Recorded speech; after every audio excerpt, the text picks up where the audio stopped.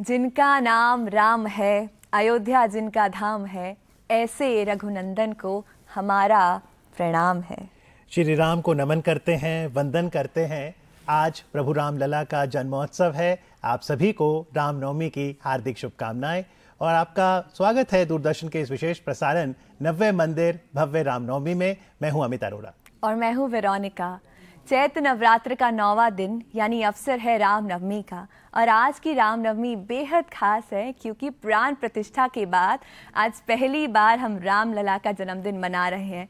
अयोध्या में भी जोरों शोरों से मनाया जा रहा है अमित ये अवसर। बिल्कुल, और आज सुबह 3 बजे से ही दूरदर्शन पर सीधा प्रसारण शुरू हो गया।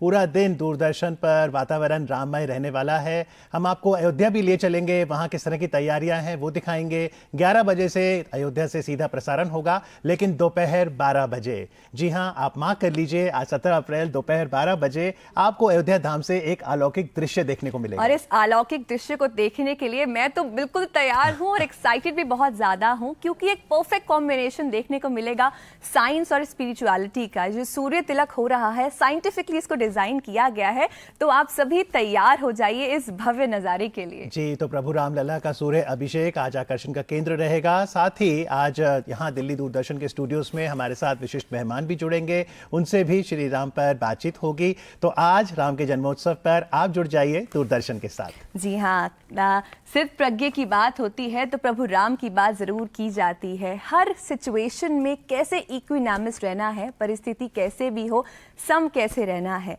त्याग, तपस्या और बलिदान की मूर्त है प्रभु राम। शील, शक्ति और शांति का अनुपम स्वरूप है श्री राम। जी, राम नाम लेने से ही सुख और आनंद की अनुभूति होती है। तो आइए श्री राम के इस अनुपम स्वरूप का स्मरण करते हैं। प्रस्तुत है चौपाई के स्वर श्री राम की गाथा।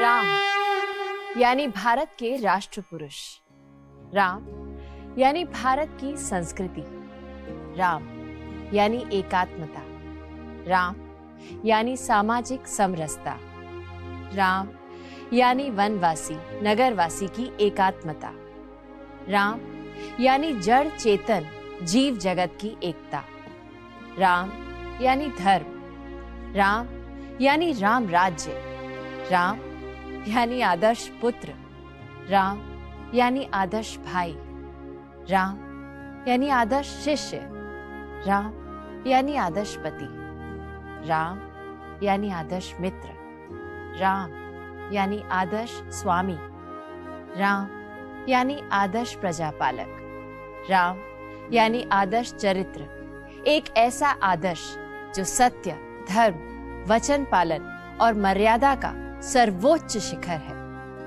मानव रूप में अवतरित होने से लेकर अपने परम धाम साकेत गमन तक राम ने अपने आचरण से, अपने व्यवहार से और अपनी जीवन शैली से ऐसे आदर्शों की स्थापना की जो भारत ही नहीं बल्कि विश्व के लिए जीवन मूल्य बने। आदि कवि ने उनका इतिहास पुरुष के रूप में यश गाया, तो गोस्वामी तुलसीदास ने उनका आराध्य के रूप में यशगान किया। भारत की आत्मा में बसे श्री राम का यशगान हजारों सालों से गंगा के प्रवाह की तरह हमारे मनों को पावन करता आ रहा है। आज फिर अवसर आया है कि हम श्री राम का पवित्र और पुण्य स्मरण करें।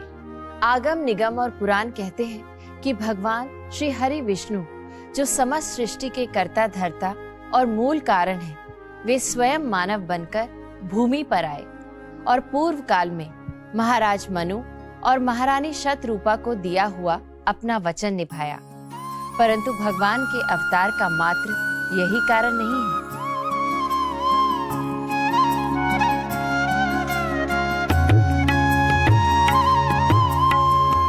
सुनु गिरिजा हरि चरित सुहाए, विपुल विशद निगमागम गाए। हरि अवतार है तुझे होई, इद मिथ्यम कही जाए न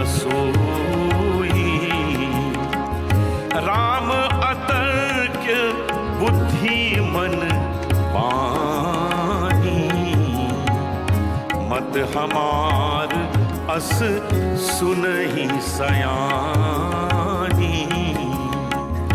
तदपि संत मुनि वेद पुराना, जस कछु कहि स्वमति अनुमाना। राम सिया राम जय जय राम। राम सिया राम जय जय राम।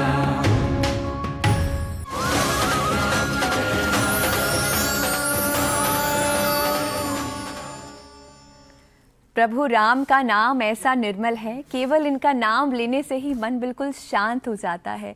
इतनी सुंदर हमने अभी बातें सुनी, उनका व्यक्तित्व के बारे में जाना, मगर केवल नाम लेने से ही जिसका मन शांत हो जाए, ऐसे प्रभु राम के तो क्या कह दें। जी बिल्कुल, प्रभु राम का जो जीवन है वो हमें बहुत से मूल्यों से जोड़ता है कि परिस्थिति जीवन की कैसी भी हो, जो आपकी मनस्थिति है वो आपके अनुकूल रहनी चाहिए। लेकिन चलिए वेरोनिका, मैं आपसे 2 सवाल करता हूँ। मुझे बताइए, आज 17 अप्रैल 2024 कौन सा पर्व है? रामनवमी, हम वही तो मना रहे हैं। और अब से 2 दिन बाद 19 अप्रैल को कौन सा पर्व है? चुनाव का पर्व। तो याद रखिएगा, चुनाव का पर्व, देश का गर्व, nothing like voting. I vote for sure. I vote for sure. तो जरूर 19 अप्रैल जब 7 चरणों का जो मतदान है उसका पहला फेज होगा, आप सुबह सुबह ही अपने पोलिंग स्टेशन जाएं और संविधान अनुसार जो आपका एक अधिकार है, आपकी जो जिम्मेदारी है, उसको पूरा कीजिए। जी हाँ, हर त्योहार, हर अवसर इम्पॉर्टेंट है, तो ये भी एक बहुत इम्पॉर्टेंट दिन है और आप सभी वोट ज़रूर करें। और वापस अयोध्या पे आते हैं। अयोध्या में सुबह के 3 बजे से भक्तों का तांता लगा है। बहुत तैयारियां हुई हैं, ज़ोरों शोरों से तैयारियां चल रही हैं और काफ़ी लोग, पूरे भारतवर्ष नहीं विश्व भर से लोग आए हैं आज के इस खास अवसर पे। बिल्कुल, क्यों ना हो, क्योंकि 22 जनवरी 2024 एक विशेष तारीख थी जब प्राण प्रतिष्ठा कार्यक्रम का आयोजन हुआ था और अयोध्या धाम में विराजे थे प्रभु राम। आप में जरूर ये जिज्ञासा होगी कि आखिरकार प्रभु राम लला की दिनचर्या कैसे होती है। सुबह कैसे मंगला आरती होती है, अभिषेक होता है, कैसे उन्हें श्रृंगार किया जाता है। तो आइए बिताते हैं श्री राम के साथ एक दिन।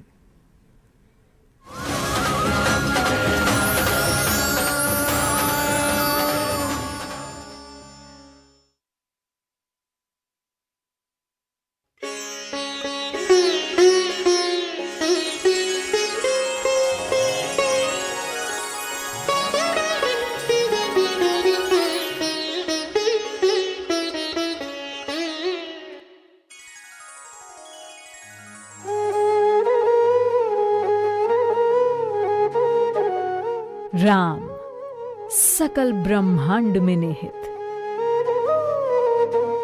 राम रोम रोम में बसे, राम तपते हुए मन को पावन कर देने वाले, राम जगत के पालनहार। ऐसे प्रभु राम के चरणों में एक दिन बिताने का विचार मात्र ही परमानंद है। माता पुनि बोली सोमति डोली, तजहु तात यह रूपा, की जैसी सुलीला अति प्रियशीला, यह सुख परम अनुपा। अर्थात माँ कौशल्या कहती हैं, हे तात, ये रूप छोड़कर अत्यंत प्रिय बाल लीला करो, ये सुख परम अनुपम होगा। तो चलिए आज हम भी चलें इस मंत्र मुग्ध कर देने वाले रामलला के साथ एक दिन व्यतीत करने।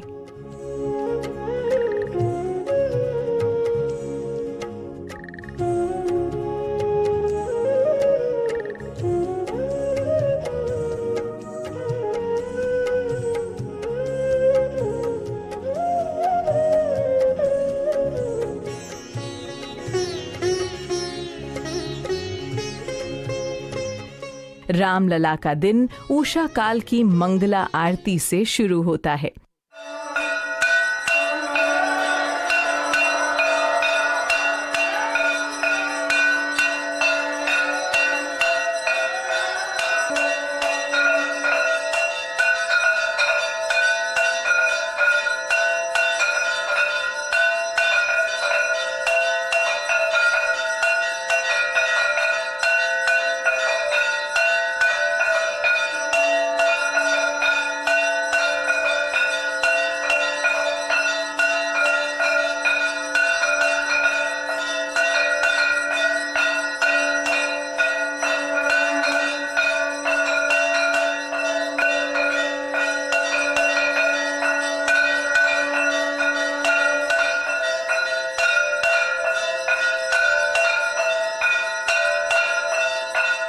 आरती का अर्थ होता है आरत माने कष्ट को निवारण करना।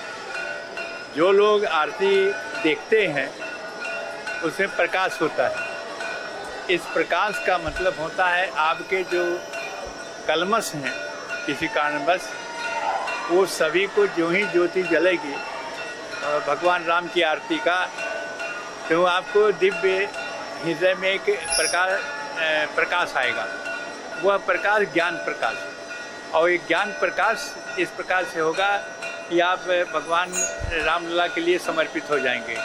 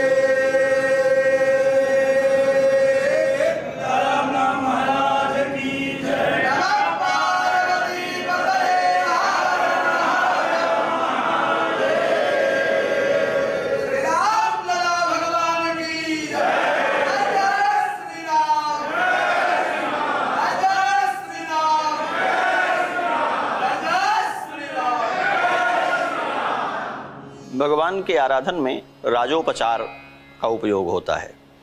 राजोपचार का तात्पर्य है राजकीय वैभव। राजकीय वैभव यह है कि राजा को सुबह कितने बजे जगना है ये चिंता उसकी स्वयं की नहीं है, ये चिंता उसके सेवकों की है।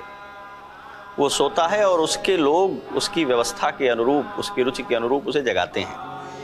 तो भगवान को भी जगाया जाता है। तो सुबह सुबह उनका सुप्रभात होता है और सुप्रभात करते हुए श्री राम जी का सुप्रभात करके उनके दिव्य गुणों का, उनके रूप का, उनके माधुर्य का, उनके औदार्य का, उनके वैभव का गान भगवान को जगाने के लिए ब्रह्म मुहूर्त में मंदिर में प्रवेश करने से पूर्व ही अर्चक करते हैं। और वो भगवान की प्रशस्ति करते हुए, उनके आयु, उनके सौभाग्य, उनके सुख बढ़ने की मंगल कामना करते हुए जगाते हैं। श्रीमद् वाल्मीकि रामायण में यह है, भगवान को जगाया गया है। कौसल्या सुप्रजा राम पूर्वा संध्या प्रवर्तते उत्तिष्ठ नरशार्दूल कर्तव्यम दैव माह्निकम। कौसल्या नंदन राम, ब्रह्म मुहूर्त हो रहा है, जागने का समय हो गया है, उठो क्योंकि पूर्वाह्निक क्रियाएं करने का समय उपस्थित है। सारे जगत का मंगल भगवान का नाम लेने से होता है। हम लोग कहते ही हैं मंगलायतनो हरि, लेकिन हम भगवान का भी मंगल हो इसलिए नित्य वहां पाठ करते हैं, क्योंकि हमने सगुण रूप में उनको विराजमान कराया है।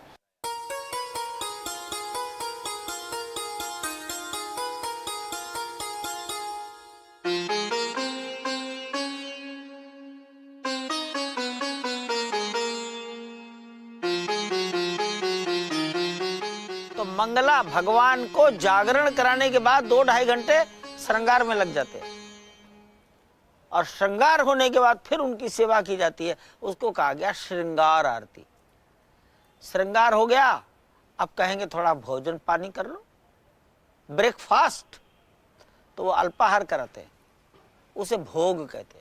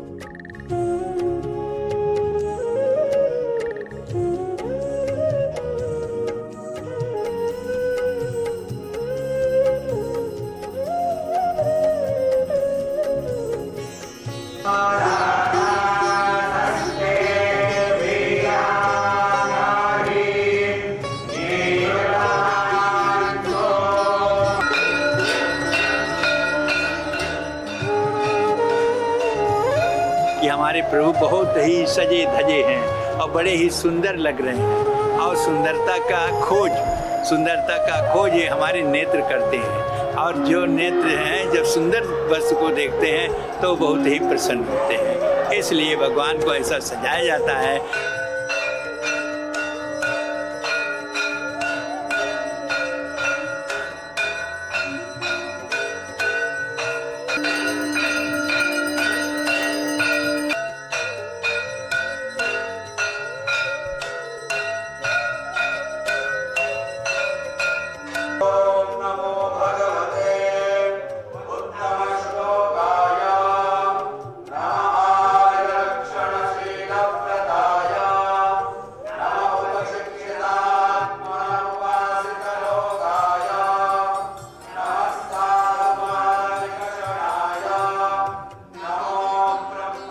देखिए हमारे यहाँ 9 ग्रह हैं और 9 ग्रह इस प्रकार से हैं कि ब्रह्मा मुरारी त्रिपांतकारी भानु शशि भूम सुतो बुधस्य गुरु से शुक्र शनि राहु केतव सर्वे ग्रह शांतिकरा भवन्तु, ये मंत्र हम पढ़ते हैं और उसी के अनुसार हम वर्ष भी बदलते हैं। जैसे सोमवार हुआ तो सोमवार के दिन हमको सफ़ेद कपड़े धारण कराते हैं।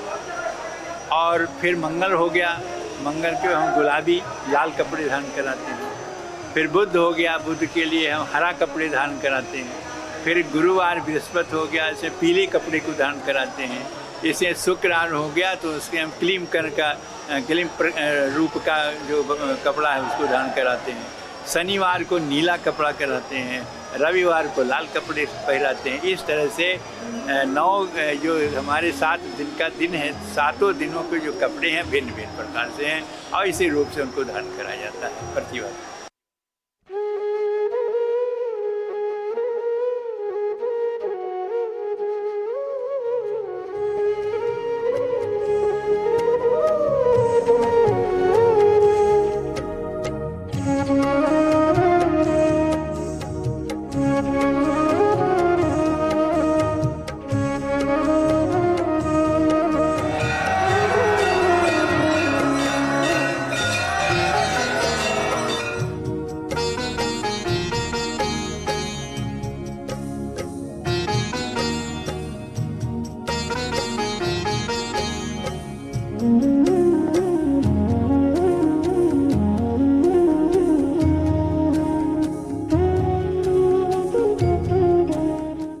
ये अति आधुनिक राम मंदिर केवल एक संरचना नहीं बल्कि एक पवित्र भूमि है जो भक्तों द्वारा पूजनीय है, जो इसे अपने प्रिय देवता के साथ एक जीवित संबंध के रूप में देखते हैं।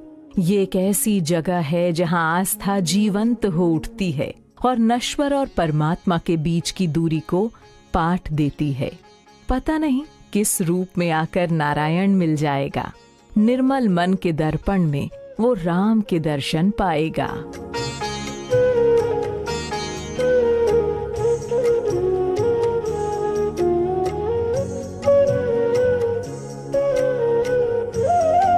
बहुत अच्छा लगा के श्री राम जी को देख के मन को सुकून मिला।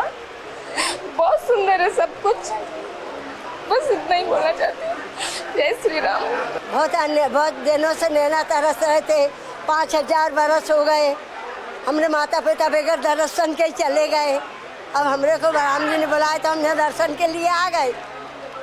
कितना अच्छा लगा। ये आज राम मंदिर का भव्य रूप देख के वो बहुत खुश हो गए, बहुत प्रसन्न हुए। उन्होंने मेरे को बताया कि हमारा जिंदगी पूरा सफल हो गए, सार्थक हो गए। हरे कृष्णा कृष्णा कृष्णा हरे हरे, हरे राम राम राम हरे हरे।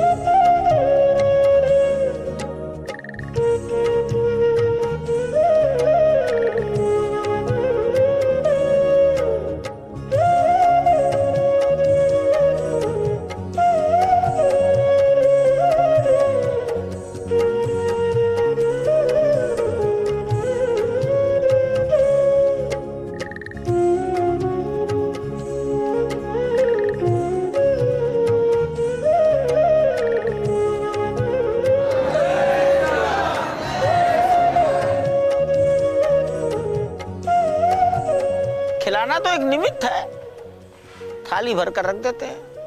मान लेते हैं बालक ने आकर पा लिया, तो यहाँ पर भी दोपहर को 9 बजे उन्हें कुछ दिया जाता है और भोजन एकांत में होता है।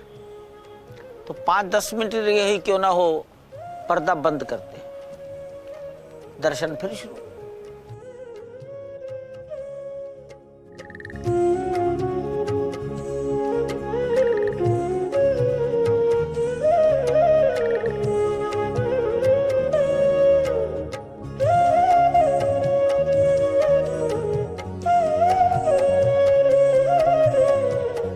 सोचा नहीं था इतनी अच्छी से दर्शन हो जाएगा। जब हम अंदर गए तो हमको कुछ बात ही नहीं कर सके हम, क्योंकि हमारा आंख भर गया। राम लल्ला जी को देखने को इतना टाइम लगे मिलता है, उतना टाइम देखने को मन कर रहा था, इसलिए हम इधर वेट कर रहे हैं दूसरी बार फिर जा सके, फिर देख सके। लेकिन it's like a dream come true.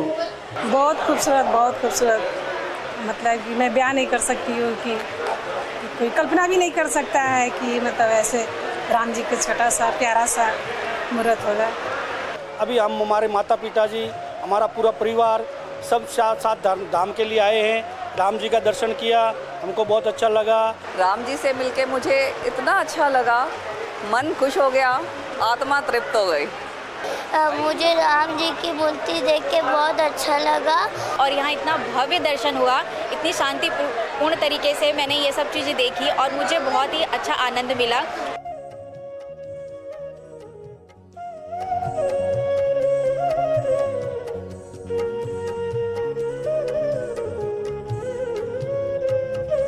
Ayodhya यानी जिसे युद्ध से न जीता जा सके।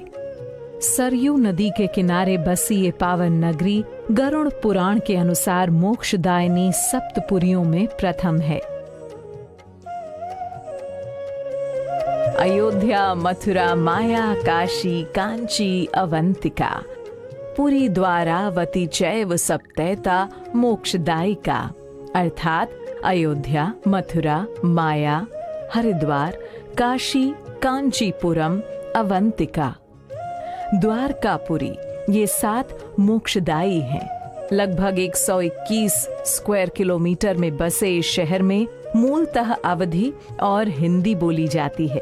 अयोध्या नगरी इतिहास की साक्षी, आस्था का केंद्र और विभिन्न संस्कृतियों का संगम है।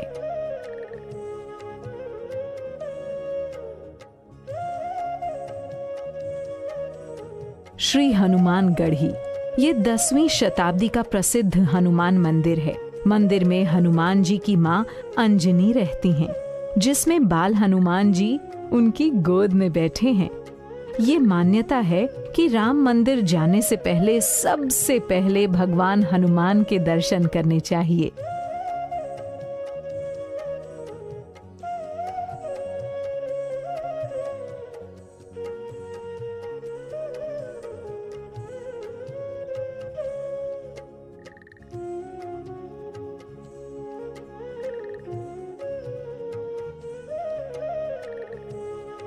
राज सदन,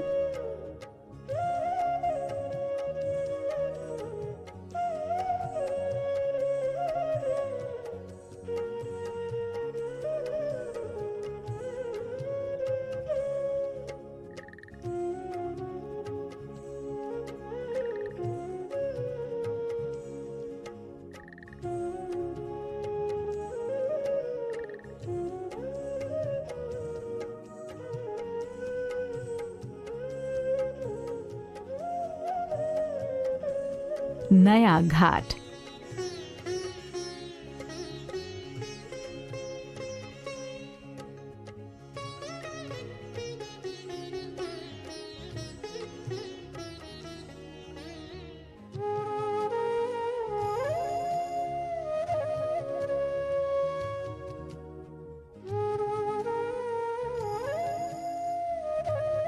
लता चौक, संगीत साम्राज्ञी लता मंगेशकर की याद में बना ये चौक पर्यटकों का पसंदीदा सेल्फी पॉइंट है।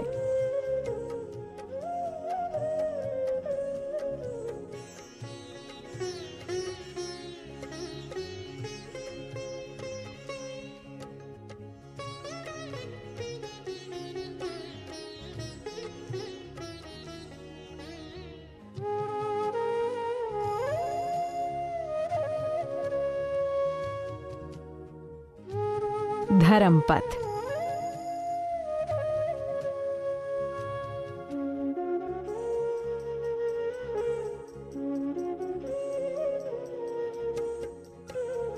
चूड़ामणि चौक। सीता माता द्वारा हनुमान जी को अशोक वाटिका में दिए गए चूड़ामणि आभूषण से प्रेरित ये चौक पर्यटकों के आकर्षण का केंद्र है।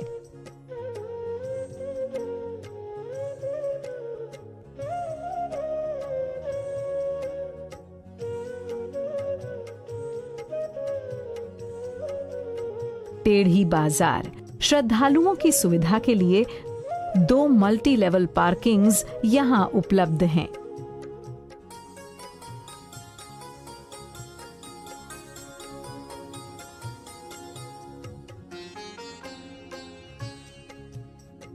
कच्चा घाट।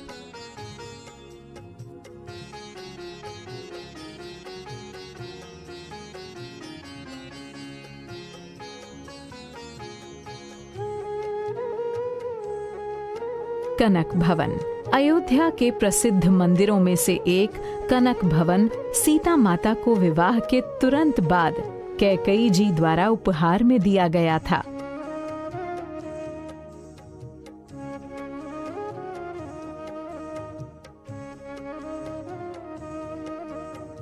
रामपथ। नवनिर्मित रामपथ सुगमता से दर्शनार्थियों को राम मंदिर तक पहुंचाता है।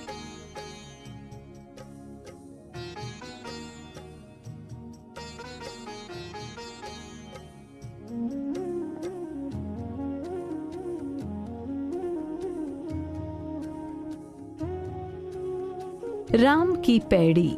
सरयू नदी के किनारे स्थित घाटों की ये श्रृंखला मनोहारी है।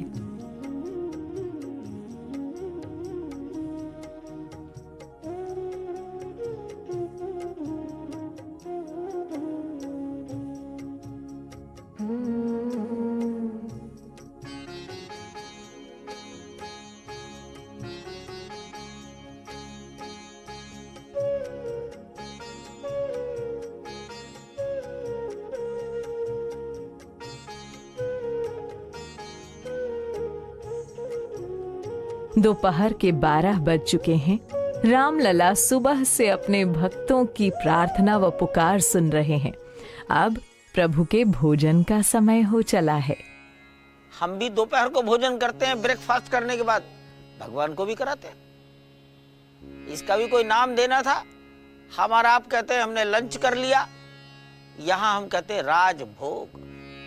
भोजन करत चपल चित रामा, इत उत अवसर उपाय सिया रामा। भाज चले किलकत मुख रामा, दधि ओदन लपटई सिया रामा।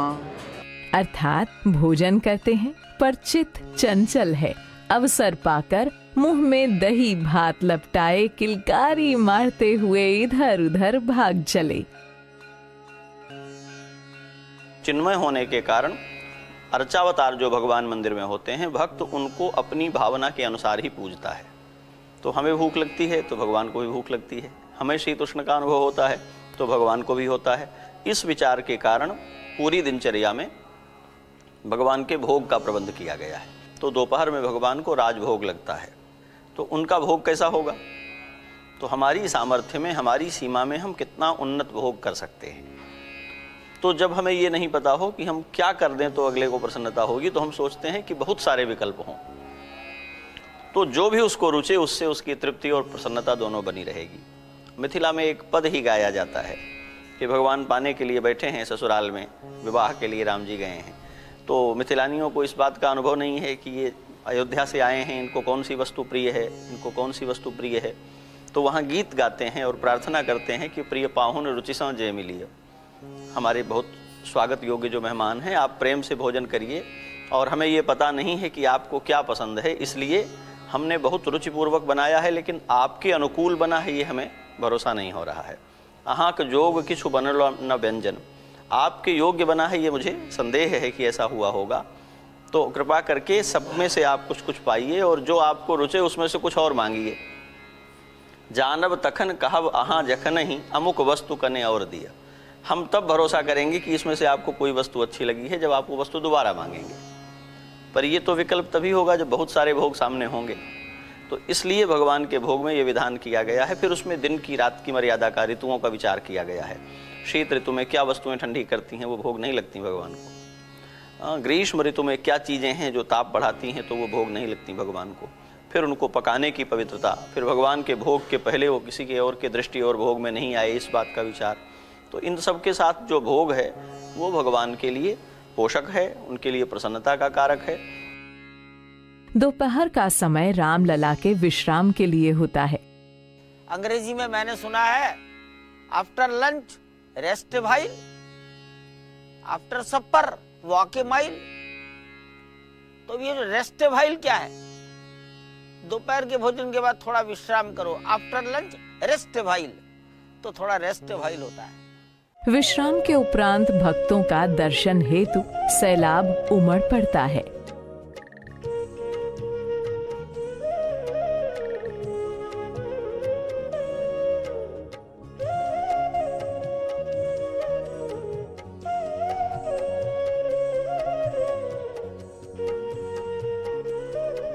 प्रतिमा के पूजन अर्चन में प्रारंभ से ही मैं उस प्रभु की मूर्ति के साथ ऐसा एहसास हुआ कि जैसे कोई प्रभु साक्षात प्रकट हो रहे।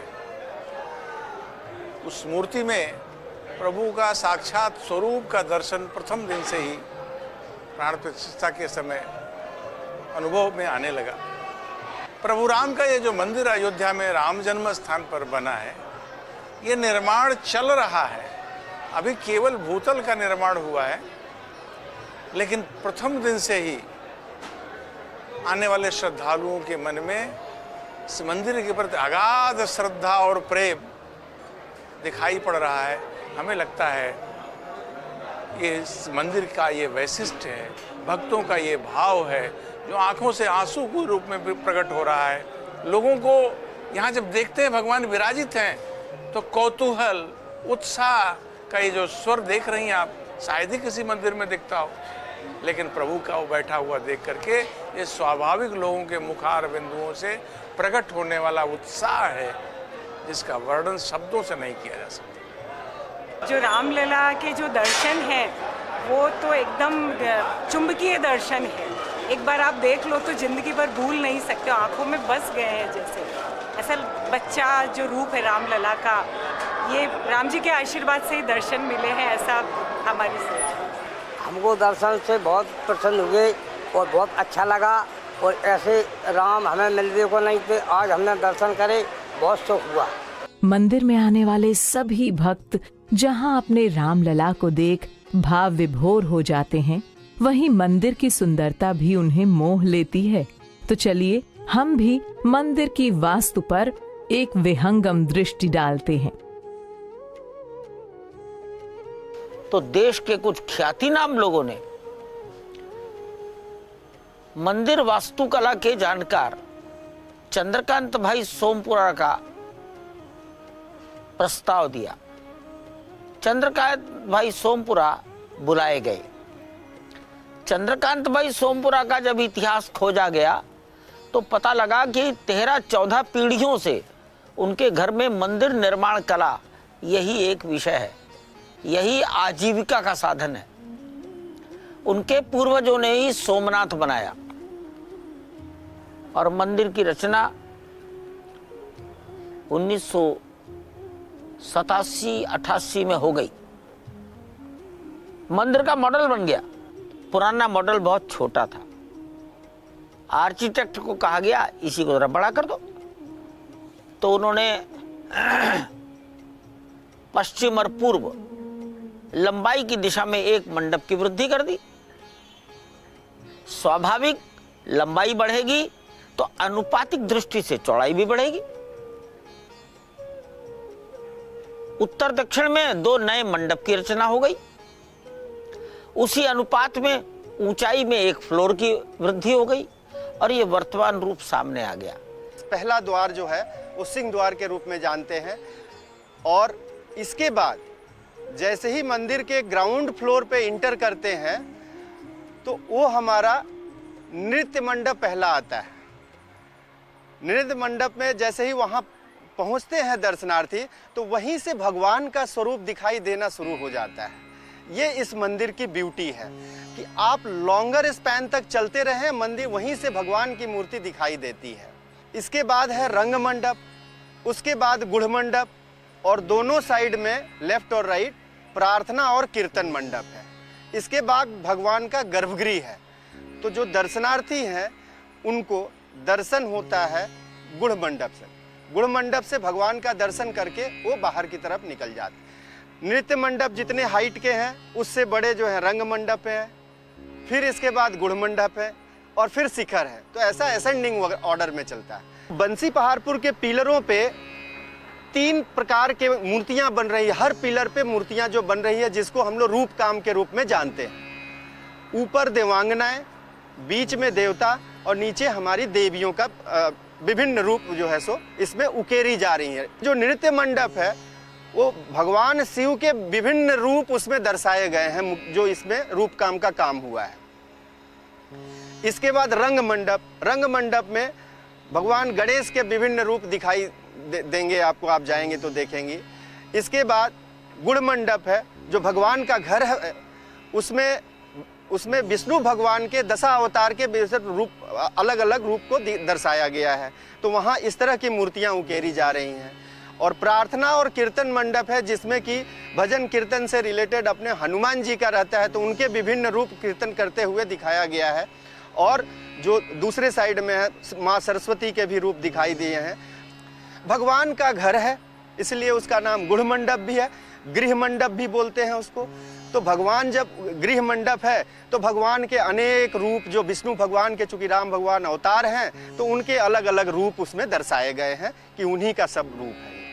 तो आप देखेंगे इसकी क्वालिटी जो है सो कार्विंग की, इतने डीप कार्विंग आप कहीं भी मंदिरों पे इतने नहीं देखेंगे जितना यहाँ पे डीप कार्विंग की गई। मंदिर के जो फ्लोर हैं, हमारी जो फ्लोरिंग है वो टोटल मकराना मार्बल की फ्लोरिंग है और ये 35 मिलीमीटर मकराना मार्बल थिकनेस की है, जो कि बहुत कम पाई जाती है, इस तरह से कहीं पे होता है।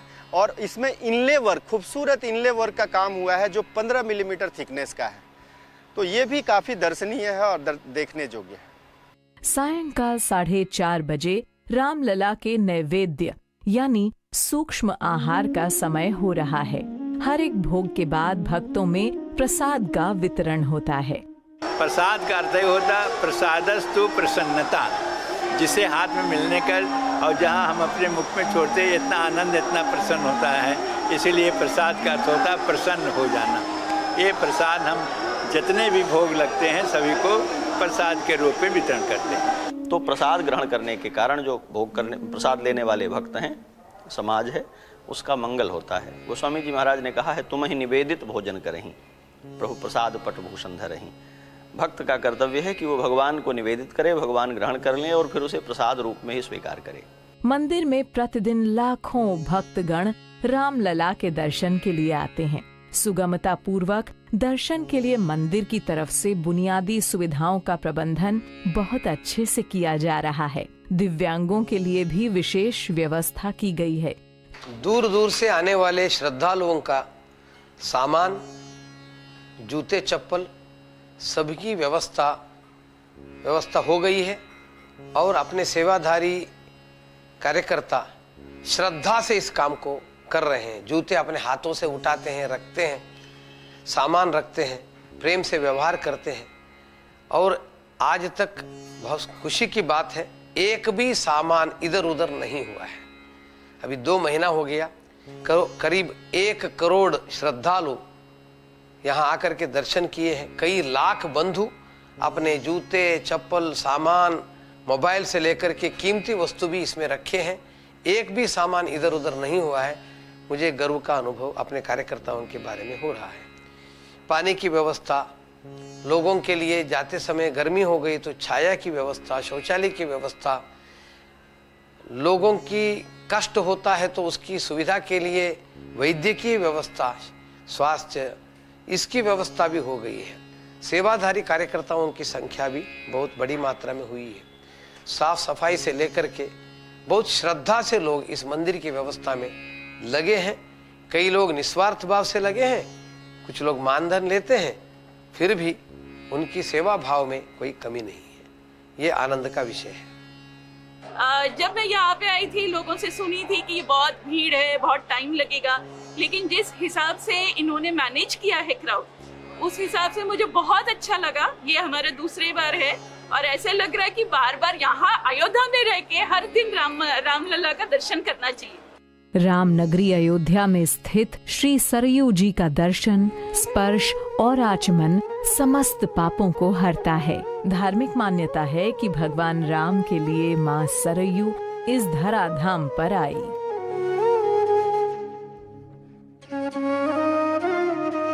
संध्या में सरयू नदी की आरती मनोहारी होती है।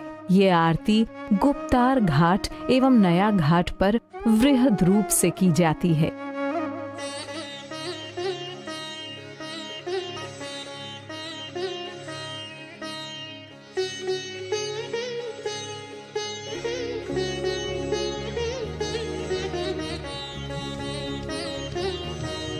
बंदहु अवधपुरी अति पावनी, सरजू सरी कलि कलुषन सावनी, प्रणवं पुर नर नारी बहोरी, ममता जिन पर प्रबहुन थोरी।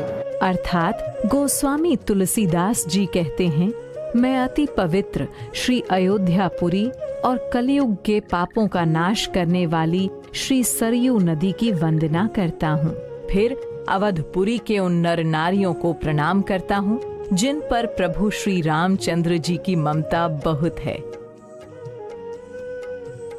यही भारतवर्ष के ऋषियों की देन है। उन्होंने इस देश को इसके इतिहास और भूगोल से एकात्म नहीं किया है, बल्कि इसके प्राणों से एकात्म किया है। समस्त प्राणियों के रूप में जो परमात्मा प्रकट है, ईश्वर अंश जीव अविनाशी, उन सब में सहज भाव से विद्यमान जो परमात्मा है, उस परमात्मा को ही आधार बना करके भारत के ऋषियों ने इस देश की एकात्मता तय की है। इसलिए हमारी एकात्मता धार्मिक है, आध्यात्मिक है।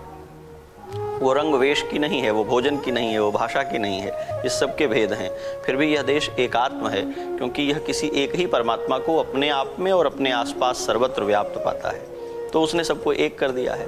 तो भारत की जो आध्यात्मिक एकात्मता है, वो मंदिर में भगवान के सम्मुख, श्री रामलला के सम्मुख आने पर प्रकट हो जाती है। धन्य कौशल्या, धन्य सुमित्रा, धन्य केकई मैया, धन्य कौशल्या, धन्य सुमित्रा, धन्य केकई मैया। ओ धन्य भूप दशरथ जी के आंगन खेले चारों भैया, इनकी तोतली रसीली प्रभु की वाणी लागे, प्रभु की वाणी लागे। मोरे मीठो मीठो सरयू जी को पानी लागे।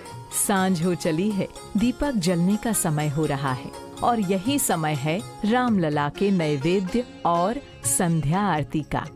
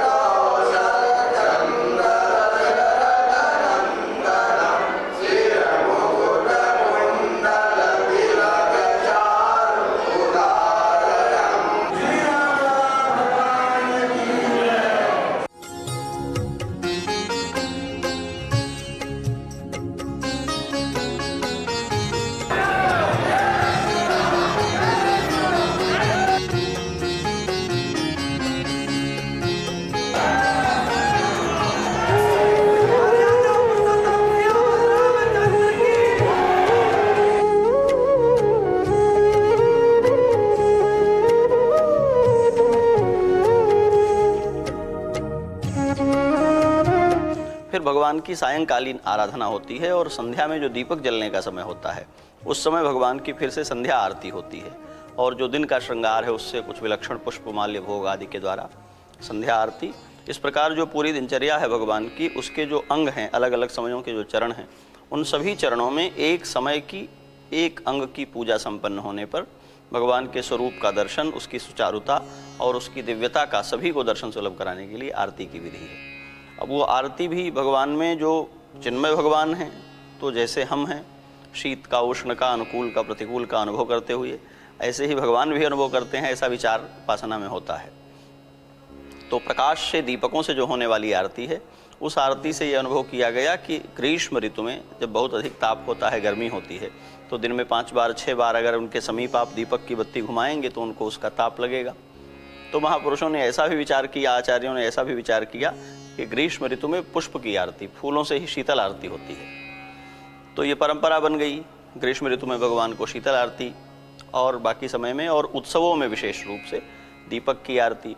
दीपक की आरती में भी घी में जो दिव्यता है उसके जलने से विषाणुओं के नाश की जो उसमें विशेषता है, उसके कारण घी की बत्ती बना करके कपास की रुई की आरती और कपूर की आरती, अलग अलग पद्धतियों में कुछ और द्रव्यों से भी, पर प्रकाश जिनमें हो सकता है ऐसी चीज़ों के द्वारा भगवान की आरती की योजना की गई है। उसमें एक विज्ञान का व्यावहारिक पक्ष निहित है कि उन दिव्य पदार्थों के, उन विशुद्ध पदार्थों के जलाने से उनकी लौ से विषाणुओं का निवारण होता है। तो संक्रमण और रोग आदि जो होते हैं, वायुमंडल की शुद्धि होती है उनसे। घंटी बजाने से जैसे वायुमंडल की शुद्धि होती है, उससे भी विषाणुओं का नाश होता है। ऐसे ही एक पक्ष उसका वैज्ञानिक है, एक पक्ष उसका रागात्मक है कि भगवान हमारे आराध्य हैं, तो उनके सुख और सौविध्य के लिए, उनकी प्रसन्नता के लिए, जिसको उपासना में एक शब्द कहा जाता है भगवान मुखोल्लास, कुछ ऐसी क्रियाएं जो इसलिए की जाती हैं कि इससे भगवान के मुखमंडल पर प्रसन्नता बढ़ेगी। राम राम ने रमे रामे रमे रामे मनोरमे सहस नाम तत्तुल्यम राम नाम बरानने। ये इस प्रकार से भगवान ने उनको मनाया है कि आप कुछ नहीं जानते तो राम नाम ले लीजिए, आप कोई मंत्र नहीं है आपको तो राम नाम ले लीजिए। दिन भर जिसने संसार भर की प्रार्थनाएं सुनी हैं, पीड़ाएं सुनी हैं, पुकार सुनी है, ये संभव है कि सोते समय उसको सहजता से नींद ना आए। जब हम दिन भर लोगों के दुख, और भगवान के सम्मुख कौन लोग जाते हैं? अपनी प्रार्थनाएं लिए हुए लोग, अपनी पुकार लिए हुए लोग, अपना दुख लेकर जाते हैं। तो अब दिन भर इस सभा से निवृत्त हुए भगवान को सुखपूर्वक नींद आ जाए, इसके लिए उनके मनोनुकूल पद सुनाए जाते हैं, मनोनुकूल राग सुनाया जाता है। ये संगीत की सेवा है। राजोपचार का विधान ही ये है, नृत्य गीतादि वाद्यादि पुराण पठनादि भी राजोपचार रखिले संतुष्टो भव राघव। नृत्य के द्वारा, वाद्य के द्वारा, गीतों के द्वारा, पुराण प्रबंधों के पाठ के द्वारा, इतना ही नहीं, कथाओं के द्वारा भगवान को अपने भक्तों के प्रेम की, अपने भक्तों के मंगलमय चरित्रों की कथा सुनकर प्रसन्नता होती है। जैसे माता पिता को अपने प्रिय बच्चों के करतूत, उनके छोटे छोटे काम सुनकर के खुशी होती है, ऐसे भगवान को भक्तों का चरित्र सुनकर के। तो भक्तों का चरित्र जिन ग्रंथों में है उनका पारायण भी भगवान को सुनाया जाता है। ये उनके राजोपचार का अंग है। एहि विधि राम जगत पितु माता, कौशलपुर बासिन्ह सुखदाता। जिन्ह रघुनाथ चरण रति मानी, तिन्ह की यह गति प्रगट भवानी। अर्थात संपूर्ण जगत के पालनहार श्री राम जी अवधपुर के निवासियों को सुख देते हैं। जिन्होंने भी श्री रामचंद्र जी के चरणों में प्रीति जोड़ी, भगवान उनके प्रेम वश बाल लीला करके उन्हें आनंद दे रहे हैं।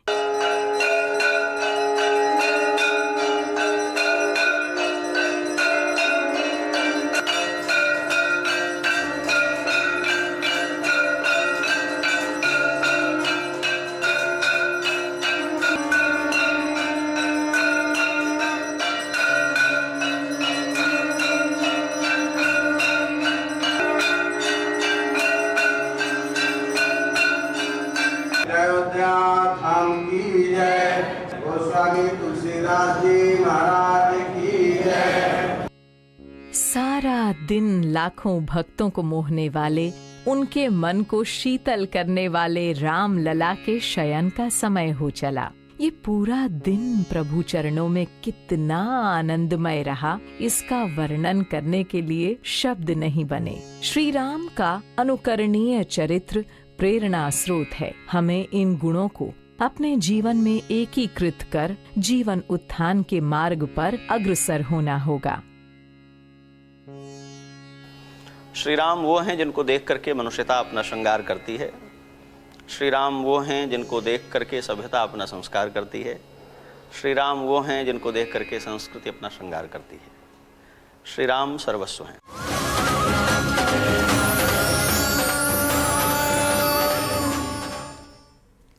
अयोध्या की पावन नगरी